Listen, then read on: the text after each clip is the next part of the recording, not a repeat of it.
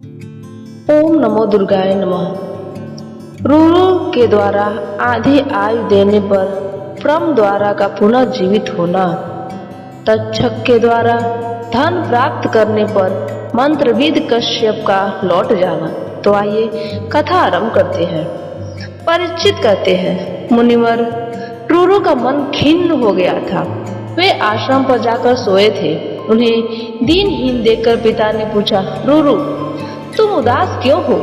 तब रुरु ने पिता से कहा, स्थूलकेश मुनि के आश्रम पर जो ब्रह्म द्वारा नामक की कन्या है, मैं उसके साथ विवाह करना चाहता हूँ।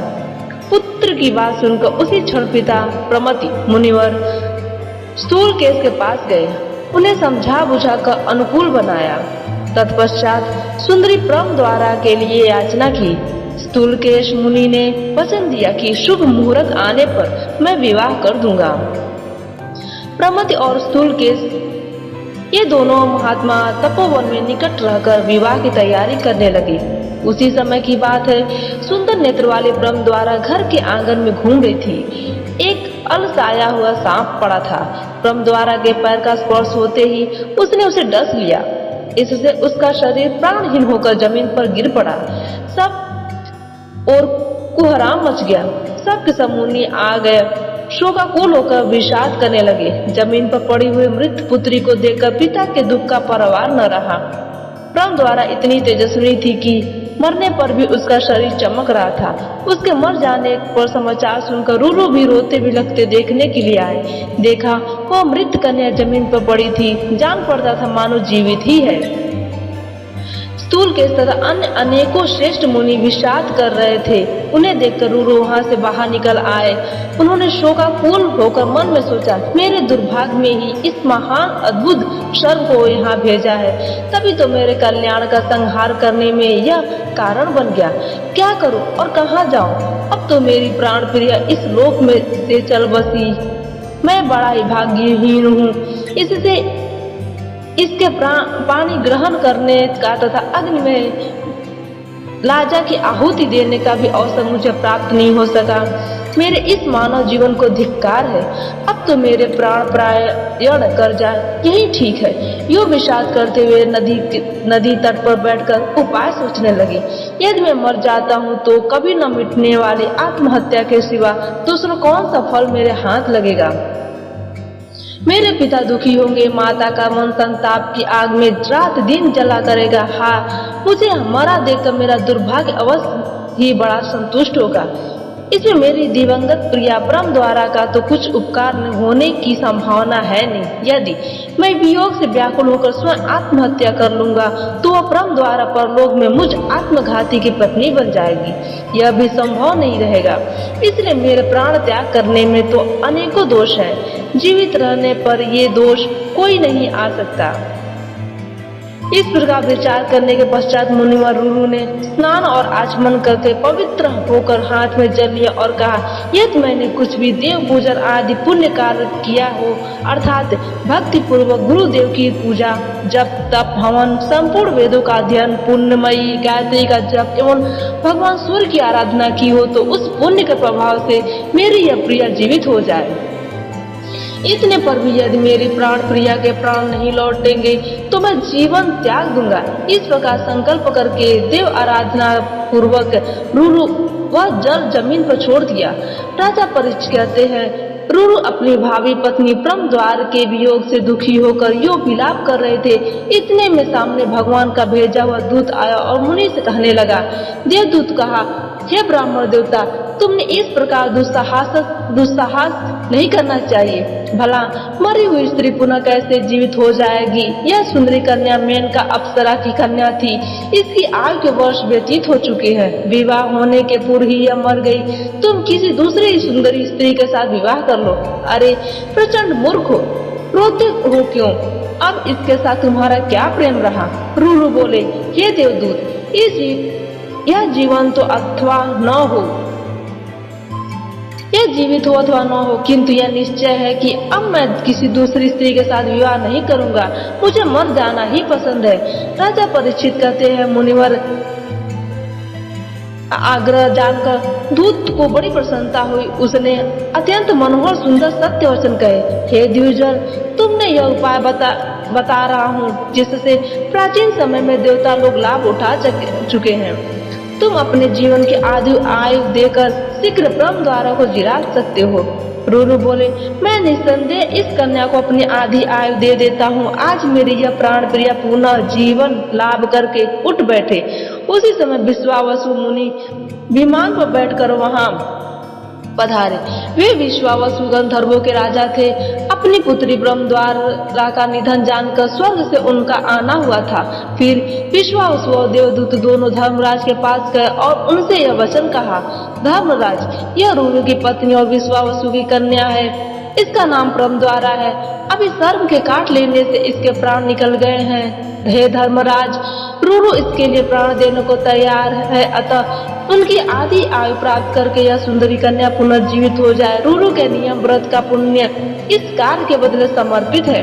धर्मराज ने कहा, हे देवदूत, यदि तुम विश्वावसु की कन्या को जीवित करना चाहते हो तो उठो, रूरू के पास जाओ और उसकी आधी आयु से कन्या को जीवित कर दो। राजा परीक्षित कहते हैं, इस प्रकार धर्मराज के कहने पर देवदूत गया और ब्रह्मद्वारा को जीवित करके उसी क्षण रूरू को सौंप दिया।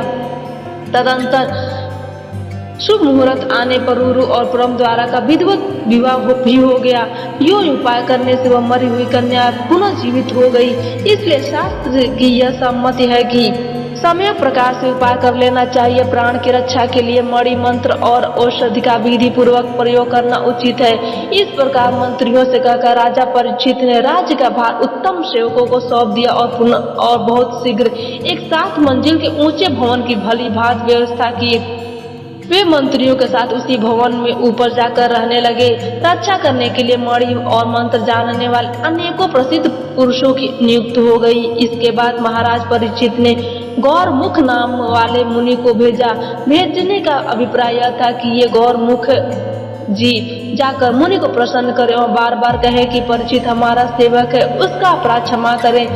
साथ ही राजा परीक्षित सुरक्षित रहने के लिए अपने आसपास मंत्र सिद्ध ब्राह्मणों को भी रखने लगे। फाटक पर मंत्री के नव युवक कुमार को बैठा दिया। वहां बहुत से हाथी खड़े थे। ऐसा कड़ा प्रबंध था कि उस अत्यंत सुरक्षित भवन में कोई भी नहीं जा सकता था। भी अपनी इच्छा से नहीं जा सकती थी, उसे भी रुक जाना पड़ता था। राजा ऊपर रहकर खाने पीने का कार्य संपन्न किया करते थे। स्नान और संध्या आदि कार्य के लिए भी वही समुचित व्यवस्था थी। कोई एक कश्यप नाम का श्रेष्ठ ब्राह्मण था। उसने सुना कि राजा परीक्षित को शाप लग गया है। उसे धन प्राप्त करने की इच्छा थी। उसने विचार किया कि मैं वहां चलूं जहां राजा परीक्षित ब्राह्मण से शापित होकर इस समय रहते हैं। ऐसा सोचकर वह ब्राह्मण अपने घर से निकला और चल पड़ा। मुनिवर कश्यप मंत्र शास्त्र का पूर्ण विद्वान था, परंतु धन में उसकी विशेष आसक्ति थी। सूत जी कहते, राजा परीक्षित के शाप की बात तक्षक को मालूम हो गई थी। अतः जिस दिन कश्यप अपने घर से चला, उसी दिन तक्षक भी सुंदर मनुष्य का रूप धारण करके घर से निकल पड़ा। उसने वृद्ध ब्राह्मण की आकृति बना ली थी। रास्ते में जा रहा था, इतने में राजा परीक्षित के पास जाता हुआ वह कश्यप ब्राह्मण उसे दिखाई पड़ा। तब तक्षक ने उस मंत्रविद ब्राह्मण से पूछा, हे महाराज, आप इतनी उतावली के साथ कहाँ जा रहे हैं और क्या कार्य करना चाहते हैं? कश्यप ने कहा, महाराज परीक्षित को तक्षक सर्प काटेगा। महाराज के शरीर से उसकी विषाग्नि को दूर करने के लिए मैं शीघ्र वहीं जा रहा हूँ। हे द्विजर, मैं विष उतारने वाला मंत्र जानता हूँ। यदि अभी राजा की आयु होगी तो मैं उसे अवश्य जीवित कर दूंगा। बोला ब्राह्मण, वह तक्ष मैं ही हूँ। राजा परीक्षित को मैं ही अपनी विषाग्नि से भस्म करूंगा। तुम लौट जाओ, क्योंकि इससे मैं काट दूंगा। उसकी चिकित्सा करने में की तुम में शक्ति नहीं है। कश्यप ने कहा, हे सर्प, ब्राह्मण ने महाराज को शाप दे दिया, अतः तुम्हारा काटना तो अनिवार्य ही है, किंतु मैं मंत्र के बल से राजा को निसंदेह पुनः जिला दूंगा।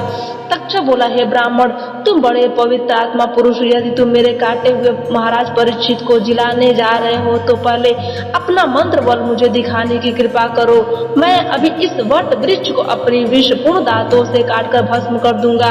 कश्यप ने कहा, सर्पराज, तुम्हारे काटे या या जलाए जाने पर भी मैं इसे फिर हरा भरा कर दूंगा। सूर्य जी कहते तदंतर तक्षक ने उस वृक्ष को काटा और विषाग्नि से उसे राख बना दिया। साथ ही कश्यप ने कहा, द्विजर तुम अब इसे पुनर्जीवित करो। सर्प के विष से भस्मीभूत वृक्ष को देखकर कश्यप ने सारी राख बटोर और यह वचन कहा, महान विष उगलने वाले सर्पराज, अब मेरा मंत्र बल देखो। तुम्हारे सामने ही मैं वट वृक्ष को पूर्णवत हरा भरा कर देता हूँ।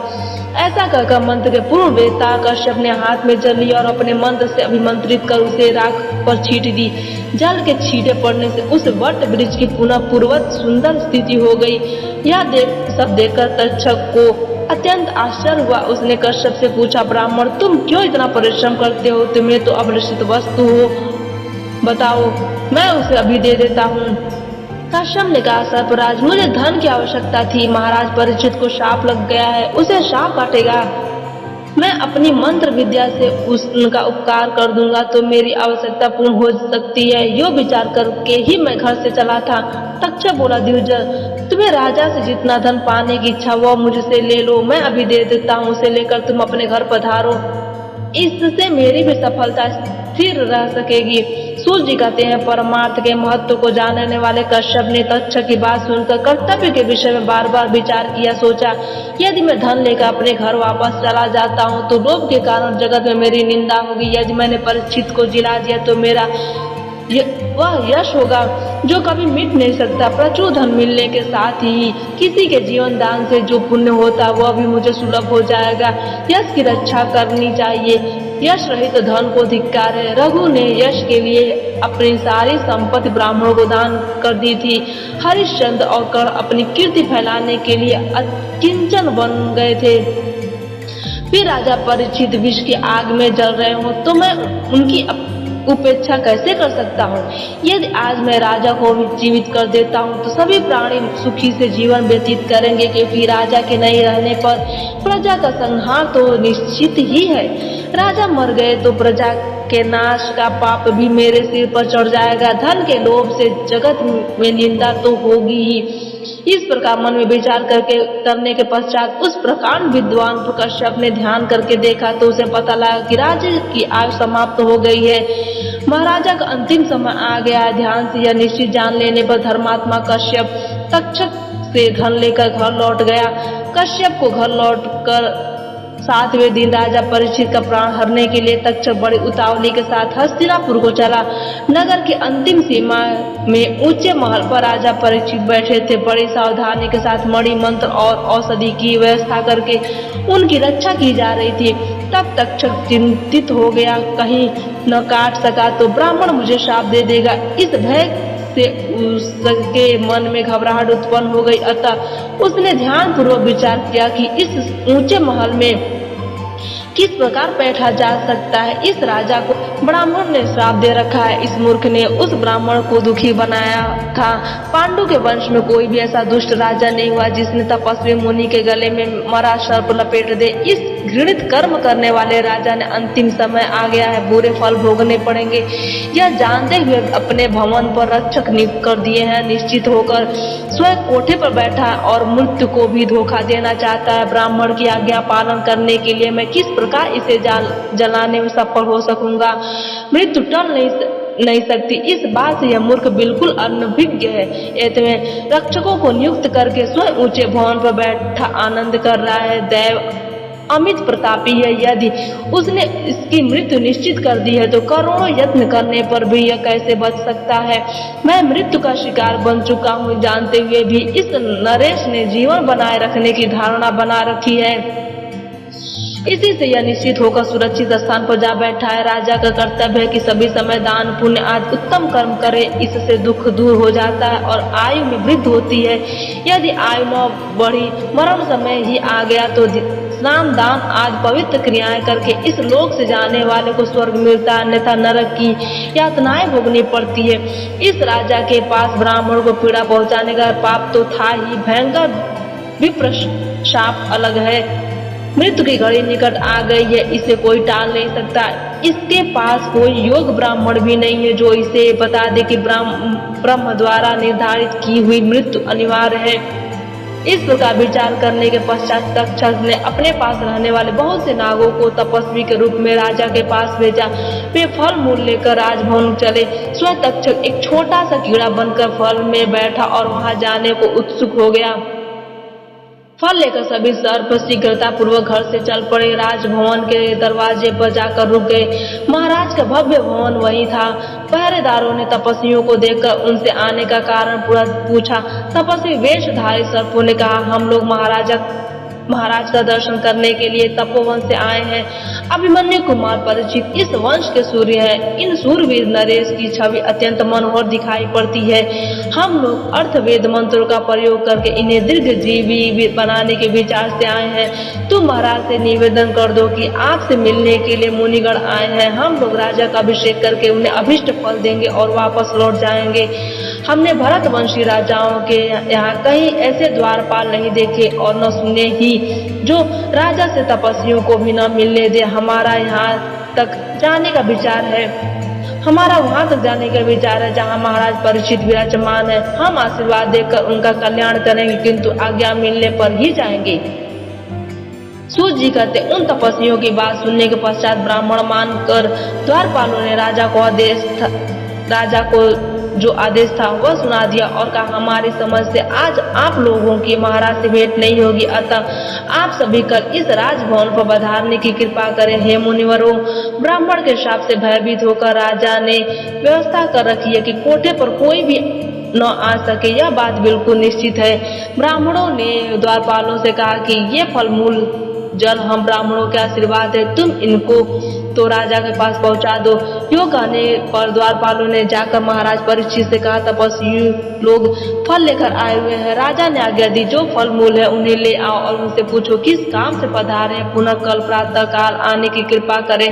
उनसे मेरा प्रणाम कर देना और सूचित कर देना कि आज मुझसे भेंट नहीं होगी। तब द्वारपाल फाटक पर गए। वहाँ उनसे फल मूल लेकर बड़े सम्मान के साथ महाराज के पास पहुंचा दिया। तब ब्राह्मण वेशधारी नाग वहां से लौट गए। राजा परीक्षित ने फलों को हाथ में उठाकर मंत्रियों से कहा, हे सुहृद गणों, आज आप लोग ये फल खाएं। ब्राह्मण का दिया हुआ एक उत्तम फल मैं भी खाता हूँ। उत्तरानंद परीक्षित इस प्रकार कहकर मंत्रियों को फल दे दिया और स्वयं भी एक पका हुआ फल हाथ में लेकर उसे चीरा। राजा ने उस फल को चीरा तो उसमें से एक छोटा सा कीड़ा निकल आया।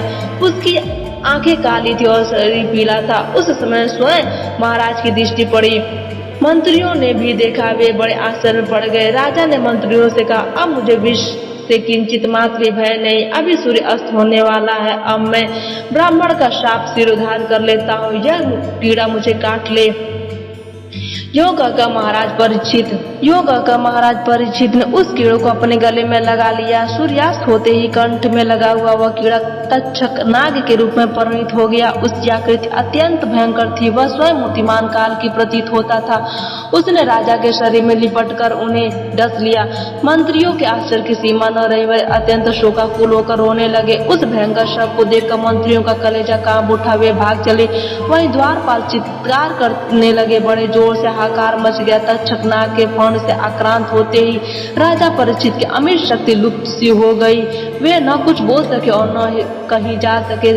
तक्षक के मुख से आग की लपट के समान भयंकर विष निकला और उसने राजा को झुलसा दिया। उसी क्षण महाराज के प्राण कर गए। राजा की जीवन समाप्त करके वह सब प्राणियों को जलाता हुआ तुरंत आकाश में चला गया। भूतल के सभी प्राणी उसे देखते ही रह गए। प्राण निकल जाने पर जले हुए वृक्ष की भांति राजा परीक्षित धड़ाम से पृथ्वी पर गिर पड़े। उनकी मृत्यु देखकर सब लोगों ने करुणा विलाप आरंभ कर दिया। आज की कथा यहीं पे समाप्त होती है।